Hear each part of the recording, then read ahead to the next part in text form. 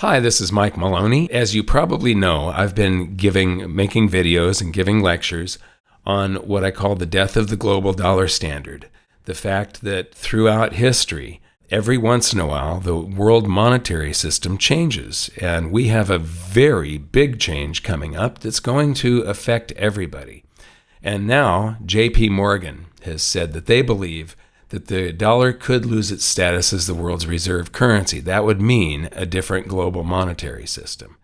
And they published this chart that was first created 8 years ago by J.P. Morgan.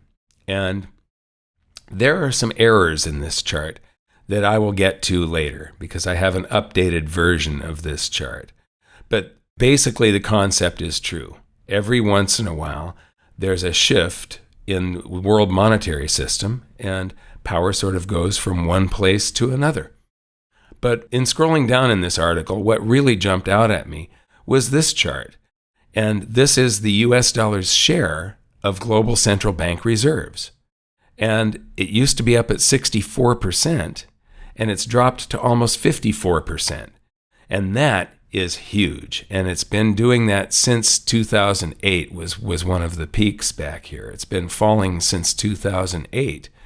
And this is world central banks getting rid of dollars and sort of hedging their bets that, something is going to happen and the U.S. will not have quite as much global dominance when it comes to finances. This is an article that got really overlooked and underreported. Iran announces a gold-backed national cryptocurrency. Now, blockchain is something that just can't be destroyed. It's there, and as long as people run the mining rigs and stuff, it works.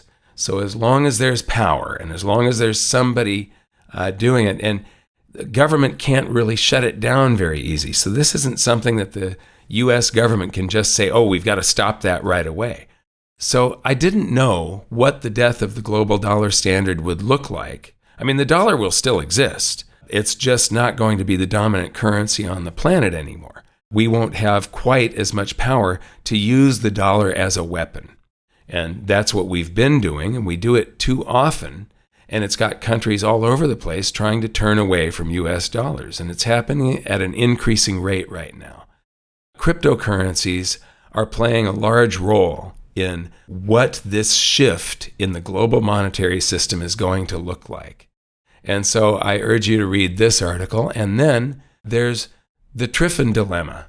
And this is something you should just do a Google search on the Triffin dilemma and read about it, because the Triffin dilemma is something that a Yale professor of economics first presented in 1959. He gave testimony in front of Congress saying why the Bretton Woods system was doomed and why that monetary system was going to fall apart. And it came true in 1971, everything that he said. And it still applies to the global dollar standard.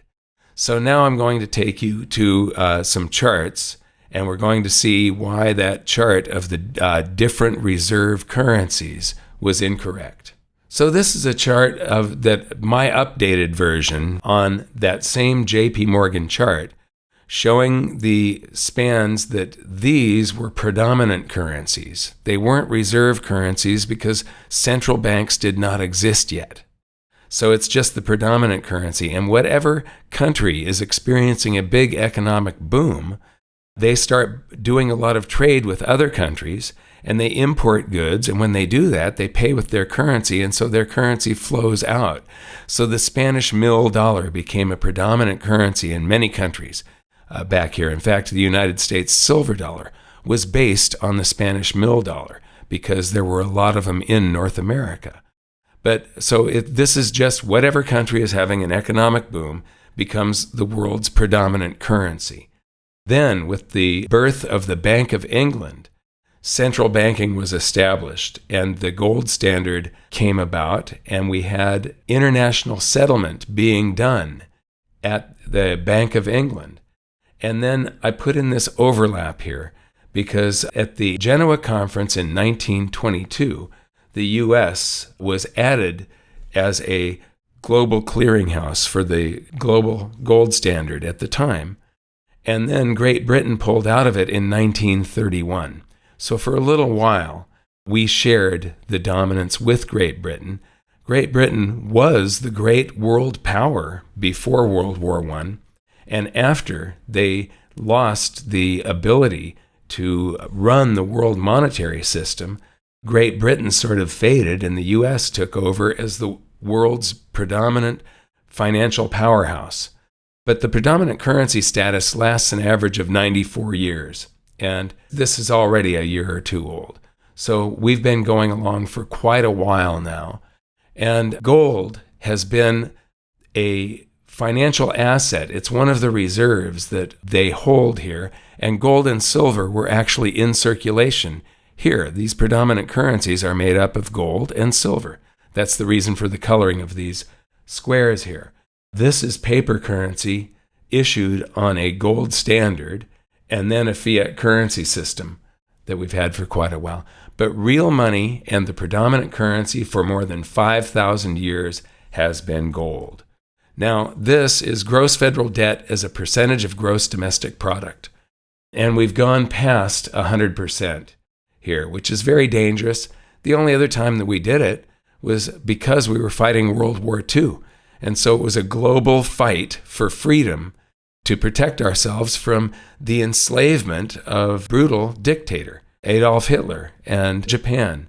And we were able to grow the economy much faster than the debt. We always went deeper into debt, except for just a couple years during this time period, but we grew the economy faster, and it became a smaller and smaller percentage of the global economy. And then this is where supply-side economics came in. Here, this is the Clinton years, we didn't actually have budget surpluses. They weren't real. It was a smoke and mirrors accounting. The national debt grew every year. However, the economy grew much faster than the national debt, so this ratio fell. And then ever since the crisis of '08, we've been borrowing and spending like crazy, and we're in a real danger zone that we probably will not be able to come back from. So again, here's World War II, and the factor of 1 here, what I've done here is I've divided gross domestic product by gross federal debt. And what you see here is when it's at 1, they're the same. So the amount that we owe is equal to 1 year of the GDP of the entire country when it's at 1. And we paid down the debt and thus grew. This is like a savings account. And this, especially back before the 80s, this is all real assets. None of it is virtual assets. This is buildings and bridges and roads and production of goods and services. It's factories. And it grows to where our economy was 3 times the national debt. We produced goods and services, and the transactions were triple the national debt every year. And then we started spending that savings account, and we spent it down and we spent it down, and now we've gone negative again, and we've done this in relative peacetime. Remember, we had the Korean War, the Vietnam War during this period of time when we were actually paying down the debt. This is all of the spending for World War II that got us into debt that was greater than the size of the economy. Why we're doing this reckless spending and burning the credit card right now, and then if we have to get into some big war, we don't have any headroom to spend anything. Now, a little while ago, John Williams of Shadow Government Statistics published this graph, and it's the gross domestic product minus the gross federal debt. And so it shows that basically this would be like a balance sheet. And when you're below 0, you're sort of bankrupt. When you're above 0, you've got savings. You're robust. You can withstand a sudden shock. You've got something put away for a rainy day. But when it's below 0, you're already in trouble. This is a graph I just had my researcher put together. Basically, what we're doing here is we're taking change in GDP. So how much was the GDP 5 years ago and what is it today? And then we're also taking the change in the gross federal debt. of what it was 5 years ago and what it is today. So whatever those differences are, we then take them and divide them by each other. And what that shows is that for every dollar that we would spend, in every dollar we would borrow, we used to get $7, $8 worth of growth. And then it would diminish. The bigger the debt got, the lower this figure goes. And now it's below 100. So if we borrow $1, 5 years from now, the economy will have grown by 80 cents more. So we're borrowing ourselves now into a hole that we can never get out of. This is really, really dangerous stuff. We borrow $1 and increase our debt by that amount, and we get a growth pop of 80 cents. And so we can't borrow our way out of this mess.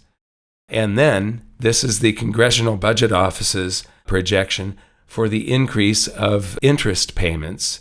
And that's based on the super low interest that we've got right now, but it's as a percent of gross domestic product. And these are their best estimates.